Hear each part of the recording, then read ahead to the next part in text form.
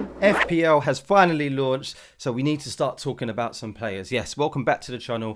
I am Jay London. This is FPL of the day, and in this one, you've seen it on the thumbnail, you've read the title. We are selecting the very first draft for the 2022-23 season. Yeah, so loads of preseason content is going to be flying out before a ball is kicked. So yeah, we're going to keep it going with this one and have a look at the first draft. This is very, very raw. I've seen a lot of people have released videos or have been talking about it on Twitter, but I want to make a draft before I've watched any of those or looked at any videos. So we're going to dive straight in, and it looks very affordable, so we're going to get straight into it right now. Before we begin, please do leave a little like, hit that subscribe button. I am trying to hit 2,000 subscribers, which doesn't sound like much, but it will be a huge achievement for the channel going into the start of the season. Once you've done that, the very first draft for game week 1 for Fantasy Premier League 2022-23. Let's go. Boof.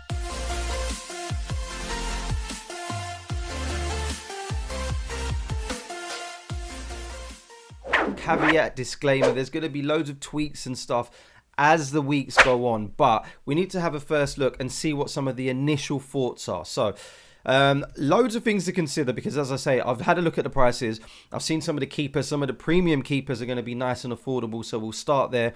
The bench, I'm just going to leave as it is, because that's just going to be bench fodder. We're going to keep it nice and cheap. A really cheap goalkeeper, a really cheap defender, midfielder, and a striker. That's how we're going to attack the season and attack the start of the game. So I'm not even going to select players for that. That could be absolutely anyone of your choice, because they're just going to be people that are going to sit and rot on the bench. That's the tactic that I'm going for with this first draft. The other thing that we need to consider is, of course, the formation, because there's so many things that you could do this year. You can continue the big at the back, which we ended last season with, and maybe go with some really high premium defenders like Laporte, Cancelo, Trent, James, Chilwell. You've got cheap defenders like Tomiyasu and Ben White as well, so we're going to have a look at that. You could go 5 at the back, but the formation that I've decided to play, that you can see on the screen right now, is 4-4-2. We're going to keep it nice and simple, nice and sweet for the first draft, and pick some players that can hopefully stick around before the start of game week 1. But yeah, keep an eye on the channel, because this could change, all right? Little disclaimer, but let's just dive straight in. Let's go. The keeper of choice that I'm going to go for, and it is a very interesting one, because it's going to be a premium keeper. And normally, I don't do this. I like to go for cheap keeper that is guaranteed to be doing some rising throughout the season, and then invest in the rest of the team and build the team up and make sure we're getting all of the players that we know are going to rise in price, getting all of those premiums that we can afford and all of that jazz. And it's usually the keeper's position that comes under threat. But this year, this season, they've actually made some of the premium keepers really, really cheap. So you can have like the likes of Edison or Allison or Mendy or Lloris, or you could go for somebody cheaper. You could go for like De Gea as well, if you wanted to do that. But yeah, I'll leave you in suspense no longer. The keeper that I'm going to go for, and the first person on the team sheet for the first draft for the 2022-23 season, is Mendy. It's just too good to resist. He's 5 mil. He's playing for Chelsea in a defence that we know is very, very reliable. And yeah, I can see a lot of people will be going for Mendy, or they're going to be doubling up on the Chelsea defence. So it does cover that. He's very, very reliable, as we say. And it's just nice to go in game week out with a Chelsea defender, or a Chelsea keeper in this case, that we know is someone that we can rely on. Yeah, so Mendy is going to be the first pick there. Ignore the captaincy thing. That's obviously not going to happen. I'm just messing around just for now with the first draft. Captaincy is going to change once we look at the fixtures in a little bit more depth later on in pre-season. So yeah, that's our keeper of choice. Let's move on to our first defender, who is going to be none other than Cancelo. I cannot ignore Cancelo. I know he's gone up in price this season. I know he is 7 mil, but look at the stats. He really deserves that 7 mil. I mean, even if he was like 7.5 or 8, we couldn't really complain that much, could we? Yes, it would be a little bit of a shock, but we knew his price was going to go up. 6 mil was a little bit of a bargain last season, and I really just love the fact that he has such an attacking threat. He played pretty much every game of the season last year, so hopefully that can continue for Cancelo going into this season. Of course, there are players like Laporte or Diaz that we could look at, but I just love the attacking threat from Cancelo. You know how explosive he can be, so he needs to be in my team in this first draft. No more needs to be said. So far we've got a Chelsea asset, a premium, and a Man City asset, who is also a premium. Let's have a look at the second defender on the draft, who is going to be Tomiyasu. So you heard me briefly mention him earlier on, and I will say now, I do have 0.5 left in the bank. He could become a Perisic from Tottenham, because we know that he's going to be the new boy. He's going to be flying down the wings, and he's going to really fit into that Conte system. But I do want to see a little bit from him first. And for 4.5, with those Arsenal fixtures as well for the first half of the season, or the first few games of the season, I should say, he's going to be very hard to ignore. Even if he does sit on the bench, and we actually manage to upgrade our bench, which looks really weak at the moment. But Tomiyasu is too good to ignore.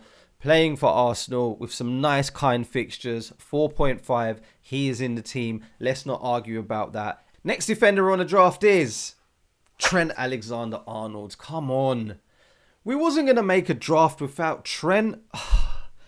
If we don't get him at the start of the season, we're going to be scrambling and trying to get him in for the second half of the season. After the first 5 games, we're all going to want Trent Alexander-Arnold. He's only going to rise in price. He's going to be 8 mil before we know it. And he is an FPL legend, an FPL god, an FPL asset, because he's on set pieces. He's in an attacking Liverpool side. He's a defender to pick up some nice clean sheets with Liverpool, who have a nice reliable defence. He picks up assists and he does score the odd goal or two. Obviously, Trent Alexander-Arnold is going to be in the team, yeah, alongside Cancelo. I can't see any of these two boys changing. They need to be in the squad, all right? Let's move on. We've got 3 premiums in there and Tomiyasu. Sorry, Arsenal fans, but for 4.5, he's a really, really good pick. Let's complete the defence with the guy that is Reece James. Now, those of you that have been following FPL of the day know that this guy has given me nightmares. Yep, he did it for me last season. I brought him in when there was so much hype around him, and then he blanked for like 8 games or whatever, and I missed all of those huge hauls. It looks like he's going to be the man for Chelsea on that right-hand side, yeah, playing in that system.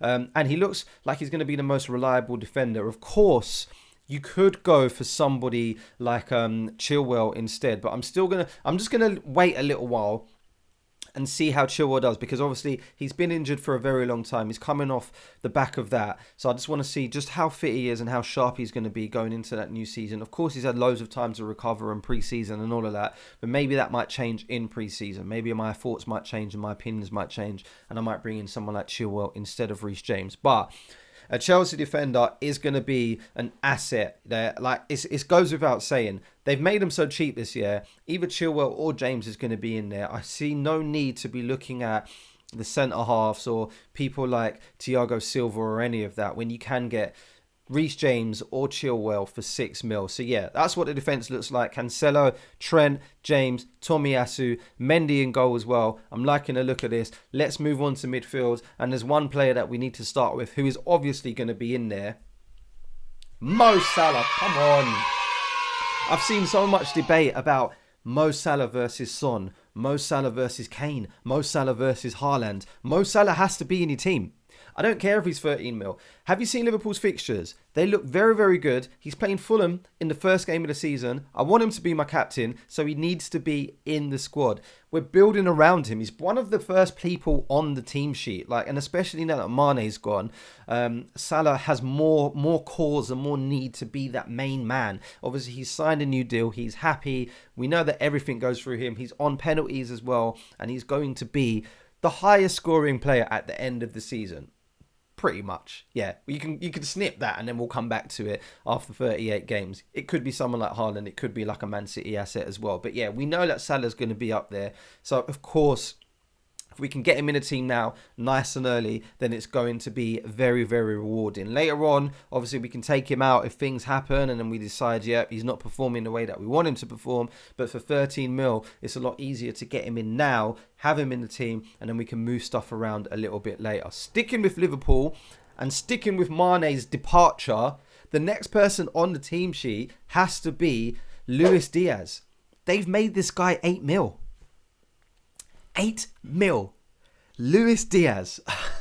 Of course, there's going to be quite a lot of rotation worries with Nunez and Firmino and Jota and all of that stuff. But I really feel like Diaz is going to be the first person on that flank now. Diaz, Salah, and then in that middle is going to be Firmino, Nunez and Jota rotating. That's what I feel like is going to happen. So I feel like Luis Diaz and Salah are going to play majority of the games for the majority of the season. So for 8 mil, I reckon after game week 2, he's going to be like 8.3 or something like that. His price is only going to go up.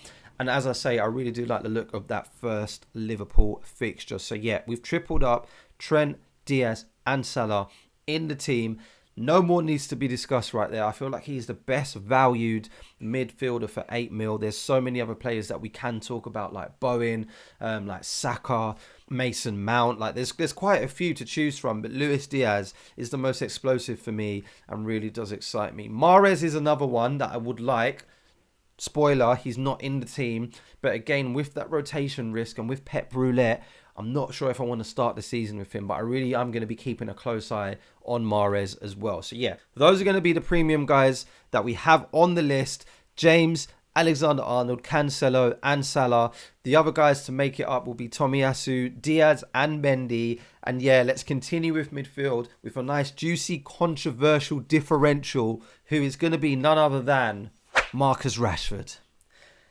Now, this is a template holder. Yeah, just hear me out. Marcus Rashford is going to be someone that I'm going to have my eye on in pre-season because he is so cheap. 6.5.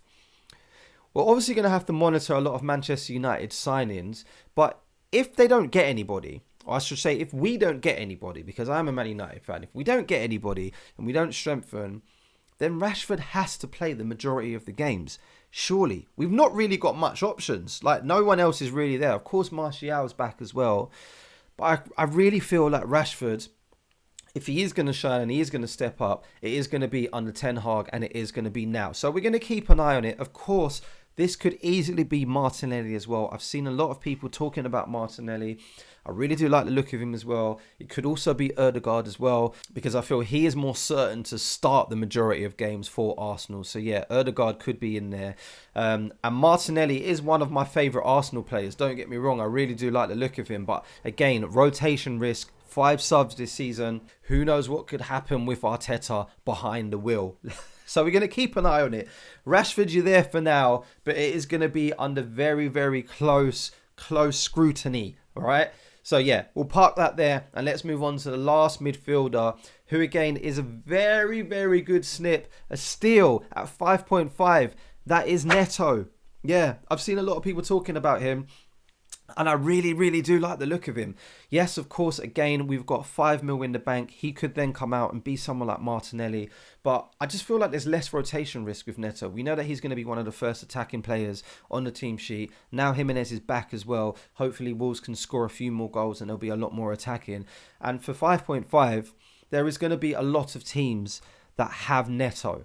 Neto could be someone who is on rotation in the team and then we could strengthen somebody on the bench.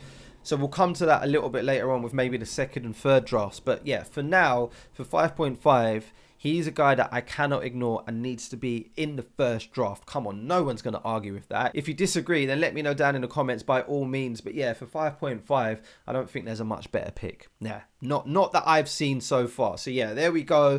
Those are going to be the 9 players. Let's finish it up with a guy who is going to be in a lot of people's teams. No, I'm not talking about Haaland. I'm talking about Gabriel Jesus.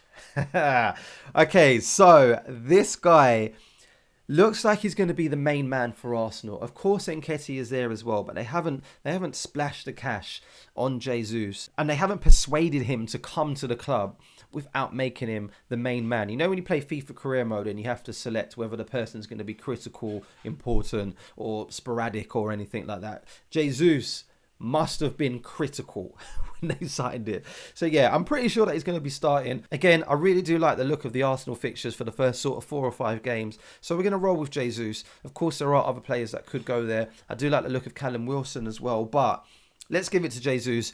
Let's have somebody a little bit exciting, a little bit differential, a little bit unknown to start the season. And again, he is another reason why I haven't gone for Martinelli, because quite frankly, I don't want to triple up on Arsenal players, not at the start of the season. So yeah, Gabriel Jesus is in the team. He's up front. He starts for FPL of the day.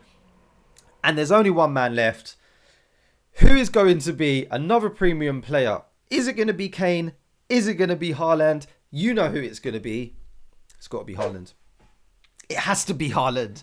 We cannot start the new season and not have this man in the team. Come on. It is so exciting. Playing for Manchester City as the main man up front. We know how much damage players like Foden, De Bruyne and Jesus can do when they are playing in that number 9 role. Now they have a number 9 who is arguably the best in the world, or one of the best in the world. Let's just say that before you lot start coming at me with Lewandowski and Benzema comments. I cannot ignore Haaland. Even if he was 12 mil, he would have had to have been in the team. So the fact that they've made him 11.5 makes it a lot easier. I can see majority of teams having him in there. And now I've got my 2 Man City players that I feel are most safe. Cancelo and Haaland. Famous last words, like the team sheet comes out game week 1 and Cancelo and Haaland are not on there. Oh, can you imagine? Right, so there we go. There we have it. That is what the team is looking like right now. And I really do like the look of this. With the exclusion of Rashford and Neto, who are a little bit rotational in this squad, that could be changed around. Rashford could come out for somebody else. Tomiyasu could be upgraded for another defender. But as it stands, I really do like the look of this. I feel like it's strong pretty much everywhere. The defense is nice. Our goalkeeper I'm really, really happy with. Salah, Luis Diaz, very exciting. Jesus and Haaland up front, very, very explosive and very exciting as well. Rashford is the differential, and Neto is a great value for money pick that we can rotate around, and then we've got a nice little template there. So there we go. There we have it. Let me know down in the comments what you are saying.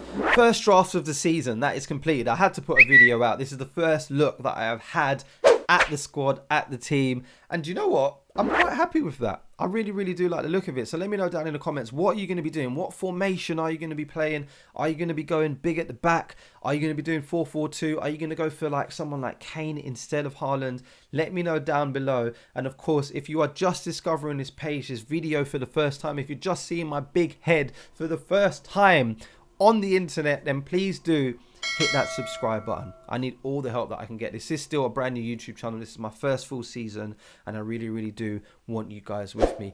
Now that we're at the end of this video, why don't you check out this one right here, the 10 biggest mistakes that you can possibly make in Fantasy Premier League, and I'll see you on the next one. All right, good luck.